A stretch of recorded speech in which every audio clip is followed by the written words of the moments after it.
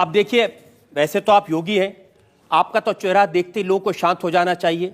अब एक तस्वीर मुझे मिली ढूंढते ढूंढते, आप बाघ को, टाइगर को दूध पिला रहे हैं। टाइगर जैसा साहस जिसमें होगा वही टाइगर को दूध पिला सकता है। तो क्या इंप्रेशन देना चाहते हैं? क्योंकि आपके लोग नारा लगाते हैं उत्तर प्रदेश में रहना है तो योगी योगी कहना है। तो योगी बनाना तो अच्छी बात है, भगवान कृष्ण ने भी यही तो संदेश दिया था। एक निष्काम कर्म योग की प्रेरणा देने की बात कर रहा हूं मैं, और अगर उसका अनुसरण लोग करते हैं तो अच्छी बात होगी। इसका भी अनुसरण करें। आपके खिलाफ बहुत सारे क्रिमिनल केसेस हैं। हाँ, मेरे खिलाफ 2 केसेस हैं। मर्डर का केस है, अटेम्प्ट टू मर्डर का केस है। देखिए, मेरे पास उस पे फाइनल रिपोर्ट, जो जांच एजेंसी थी उसने पहले उसमें फाइनल रिपोर्ट लगा चुकी है। दूसरा केस मेरे खिलाफ दंगा भड़काने का होगा, वो तब जब मैं जेल में था, तब मेरे खिलाफ जब मुझे 107-16 जिसकी आप बात कर रहे थे, जिस भाषण का आप उल्लेख कर रहे थे, उसी मामले में जब मैं हिंदू लड़के के हत्या के बाद मुझे जेल में बंद किया गया था और 107-16 के उस इलीगल डिटेंशन के मामले को कोर्ट ने खारिज कर दिया था, तो मेरे खिलाफ एक मुकदमा दर्ज उत्तर प्रदेश सरकार ने फिर किया था। आप कह रहे मुकदमे झूठे हैं? नहीं, झूठा नहीं, उसका मामला कोर्ट में चलेगा, कोर्ट उसका फैसला करेगा। आपने कोई अपराध किया कि नहीं किया? नहीं, मैंने कोई अपराध नहीं किया आपने है। कोई मर्डर किया कि नहीं किया? नहीं, कोई मर्डर। आप मुझे आपको लगता है कि मैं मर्डर करूंगा?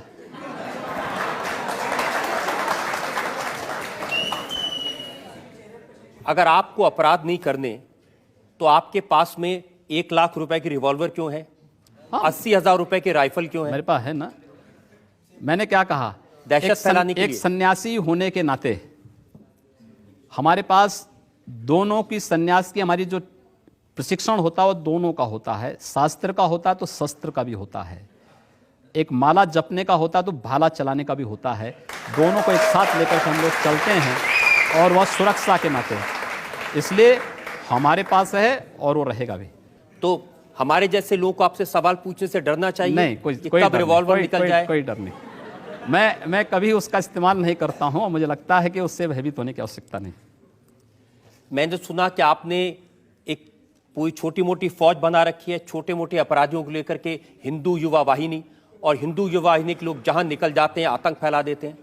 एक सिंगल भी व्यक्ति, कोई एक सामान्य सी घटना भी नहीं बता सकता। हिंदू वाहिनी में एक भी अपराधी नहीं, लेकिन अपराधियों को ठीक करने का कार्य हिंदू वाहिनी करती है। समाज विरोधी, राष्ट्र विरोधी तत्वों को ठीक करने का काम उस संगठन करता है। एक सांस्कृतिक संगठन है, समाज के बीच में काम कर रहा है, दलितों के बीच, आदिवासियों के बीच, पिछड़ी जाति के लोगों के बीच और कुष्ठ रोगियों के बीच में वो संगठन काम करता है। मैंने तो योगी जी ये सुना है कि सिर्फ पब्लिक नहीं डरती उनसे, भारतीय जनता पार्टी के नेता भी डरते हैं। ऐसा नहीं है। भारतीय जनता पार्टी से मैं 5वीं बार सांसद हूं। मुझे लगता है कि एक ही पार्टी से लगातार सांसद होना, और वह भी एक विचारधारा, एक पार्टी, मुझे लगता है बीजेपी से हूं। बीजेपी मेरा राजनीतिक प्लेटफॉर्म है, हम उसका इस्तेमाल हमेशा कर रहे हैं, उसके साथ हैं, उसके साथ हर अभियान के साथ जुड़े हैं। लेकिन बीजेपी के लोग भी आपकी युवा वाहिनी से डरते हैं? नहीं, ऐसा नहीं है। कोई उससे डरने की आवश्यकता नहीं है, किसी को उससे डरने की आवश्यकता नहीं। और इतना डरते हैं कि आप कह रहे हैं उनके खिलाफ कोई केस नहीं है? केस दर्ज कौन करवाएगा? किसकी हिम्मत है? ऐसा नहीं है। आपको लगता है जो लोग पूरे प्रदेश के अंदर हिंदुओं के खिलाफ तमाम झूठे मुकदमे बना रहे हैं, वो हिंदू वाहिनी के कार्यकर्ताओं को क्यों छोड़ेंगे? सबके खिलाफ करेंगे। अगर कोई गलत कर रहा है इसलिए कि उनके नेता योगी आदित्यनाथ। ऐसा नहीं, मैं किसी गलत व्यक्ति का बचाव नहीं करता। गलत व्यक्ति बचाव नहीं करते आप? नहीं, कतई नहीं करता हूं। चलिए, मैं उसका सबूत भी आपको दे देता हूं। बिल्कुल। ये 12 नवंबर 2008 का मेरे पास आपका बयान है। मुंबई का जो एटीएस है, जो आतंकवाद के केसेस की जांच कर रहा था, उसको आपने धमकी दी। आपने कहा हिम्मत है तो गोरखपुर के विधायक को अरेस्ट करके दिखाओ। मैंने तो आप कह रहे थे एटीएस मुंबई, उसके द्वारा झूठे बयान दिए जा रहे थे कांग्रेस और यूपीए सरकार के दबाव में। उनके द्वारा झूठे बयान प्रसारित किए जा रहे थे। पहले उन्होंने गोरखपुर के एमएलए का, पहले एमपी का नाम लिया, फिर एमएलए का नाम लिया। मुझसे टेलीफोन से बातचीत की गई। मैंने कहा अगर तुम्हारे पास कोई साक्ष्य है तो लेकर के आइए, आपका स्वागत होगा। लेकिन अगर राजनीतिक दबाव में एटीएस अपनी भूमिका से इतर राजनीतिक पूर्वाग्रह के तहत कार्य करेगा, तो फिर दूसरे तरीके से भी स्वागत करेंगे। तो इसका मतलब ये हुआ कि आप न किसी कानून को मानते हैं, न किसी एटीएस को मानते हैं, न किसी इंक्वायरी एजेंसी को मानते हैं, न पुलिस को मानते हैं। मेरा भारत के संविधान पर अटूट विश्वास है। मुझे लगता है आपका सिर्फ अपने ऊपर विश्वास है, भारत और के किसी पर कानून नहीं। पर विश्वास है और निष्पक्ष एजेंसियों पर मेरा पूरा विश्वास है। लेकिन राजनीतिक पूर्वाग्रह के तहत अगर कोई कार्य करेगा, जबरन किसी निर्दोष को फंसाने का प्रयास करेगा, तो मुझे लगता है कि तब हम लोगों को फिर उसका प्रतिकार करना होगा और अन्याय के खिलाफ बोला जाना चाहिए। हर एक व्यक्ति को बोला जाना अन्याय के खिलाफ बोलना तो ठीक है, आप बोल रहे हैं यहां भी। जी, बोल रहा हूं बिल्कुल। लेकिन लोगों को भड़काना, लोगों को ये उसका मारकाट, हिस्सा है। पब्लिक अगर अन्याय के खिलाफ नहीं बोलेगी तो मार दी जाएगी। जिस प्रकार की स्थितियां हैं, जहां पर कानून की व्यवस्था पूरी तरह ध्वस्त हो चुकी हो, वहां पर आप कैसे उम्मीद कर सकते हैं कि उनकी बात कोई सुनवाई करेगा? लेकिन ये तो सही है कि गोरखपुर में आपकी दहशत है, कोई आपके खिलाफ कोई बोल नहीं सकता। दहशत नहीं है। मैं वहां एक मैंने सुना आपने बांस फोड़ हिंदू मंच बनाया है। नहीं, हम लोग देखिए, हर जाति के लोगों को हम लोगों ने वहां संरक्षण दिया है। आप ईस्टर्न यूपी में लगभग 56 गांव है, बनटांगिया गांव, वन्य ग्राम है। आजादी के 67 वर्षों के बाद भी उन लोगों को मत देने का अधिकार नहीं हो पाया है, बुनियादी सुविधाओं से वंचित हैं। उनके बीच में हम लोग काम कर रहे हैं। उनका हम लोगों ने इन विपरीत परिस्थितियों के बाद भी धर्मांतरण नहीं होने दिया है। हम वहां पर भारत नेपाल बॉर्डर पर थारू जनजाति के बीच में हम लोग कार्य कर रहे हैं। हम लोग पूरे नेपाल बॉर्डर पर आईएसआई और माओवादियों की गतिविधियों को हम लोग रोक रहे हैं। अगर ये सब करना पाप है तो पाप बार बार होंगे और बराबर करेंगे, हम निश्चित रोकेंगे। हम लोगों से पूछते हैं जो आपसे सवाल पूछना चाहते हैं, या पूछिए। सर, जहाँ पे आपके ऊपर चार्जेस की बात आती है, आप कहते हैं आपको भारत के संविधान पे पूरा विश्वास है, फिर वहीं पे आप कंडीशनल हिंसा की बात करते हैं।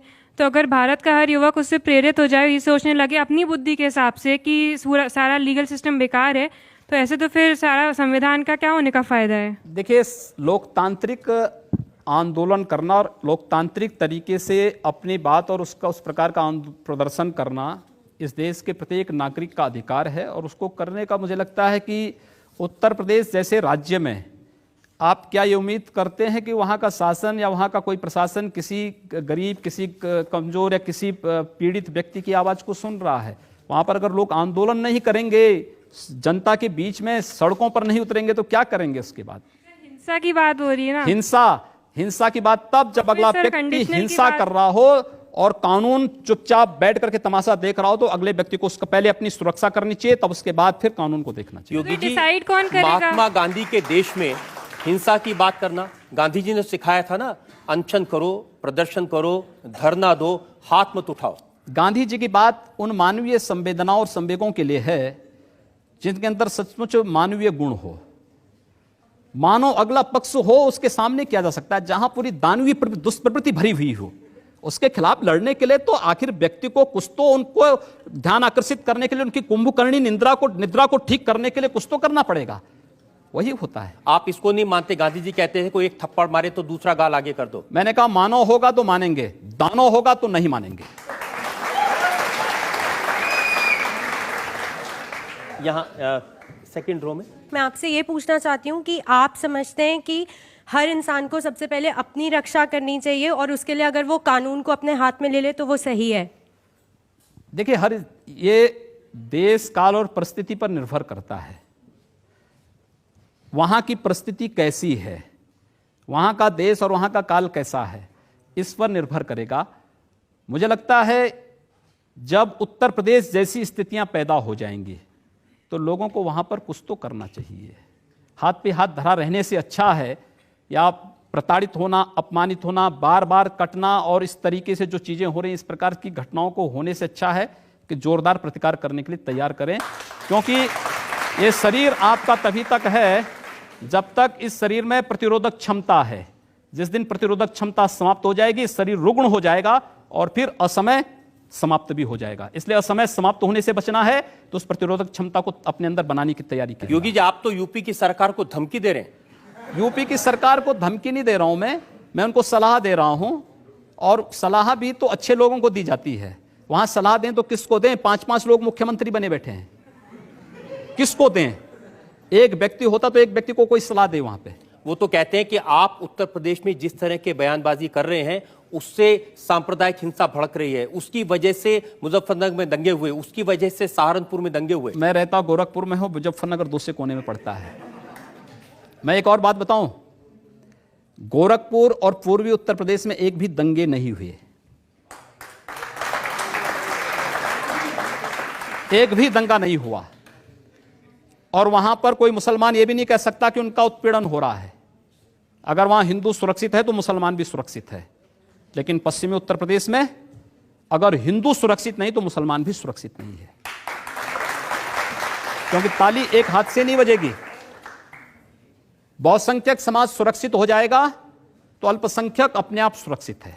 लेकिन योगी जी, भगवान महावीर के देश में, भगवान बुद्ध के देश में हिंसा की बात करना, हाथ उठाने की बात करना, खून की बात हम करना, कब कर रहे हैं? अभी इतनी देर से कर रहे हैं आप। नहीं, मैं समर्थन नहीं कर रहा हूं, मैं कह रहा हूं कि अगर कोई सामने वाला व्यक्ति दानवीय प्रवृत्ति का है तो भाई दानवों के साथ तो दानव जैसा व्यवहार तो करने की तैयारी करनी पड़ेगी। मानव के रूप में आ रहा है, उसको गले से भी लगाइए। हमने जाति, मत, मजहब के आधार पर भेदभाव का मैं बिल्कुल विरोधी हूं।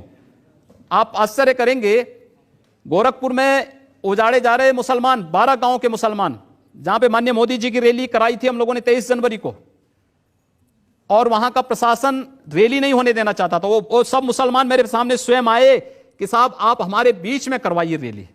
मैंने कहा क्यों? तो इसलिए क्योंकि उनको उजड़ने से मैंने बचाया था। आखिर यही तो मुलायम सिंह यादव के नेतृत्व की पार्टी की सरकार है यूपी में। ये लोग तो उनको उजाड़ रहे थे। अब आप ठीक बात कर रहे हैं, बहुत देर बाद नहीं, आप... बहुत देर की बात नहीं, जो सच होगा मैं वो बोलूंगा। लेकिन अगर आप बटाला हाउस कांड का समर्थन करेंगे, इस देश में इराक के अंदर आईएसआईएस जो कुछ कर रहा है उसका समर्थन भारत के अंदर करेंगे, डेनमार्क की घटना को लेकर के भारत के अंदर हिंदू व्यापारियों की दुकानों को जलाएंगे, तोड़फोड़ करेंगे, म्यांमार की घटना को लेकर के आजाद चौक, आजाद मैदान की घटना को जो दोहरा करके शहीद स्मारक को तोड़ेंगे, तो भाई हाथ पे हाथ धरे हुए हम भी नहीं बैठेंगे, उसका मुंहतोड़ जवाब वहां पर देंगे। मेरी तो राय यह है कि मुंहतोड़ जवाब देने के बजाय सबको प्यार से समझाने की कोशिश करनी चाहिए, ये हमारी संस्कृति है। हम भी हमने कहा ना, प्यार से तो हम कार्य कर ही रहे हैं और कार्य करना सिखा भी रहे हैं, लेकिन अगर नहीं मानेंगे तो फिर अगला स्टेप तो कुछ होगा प्यार के बाद का।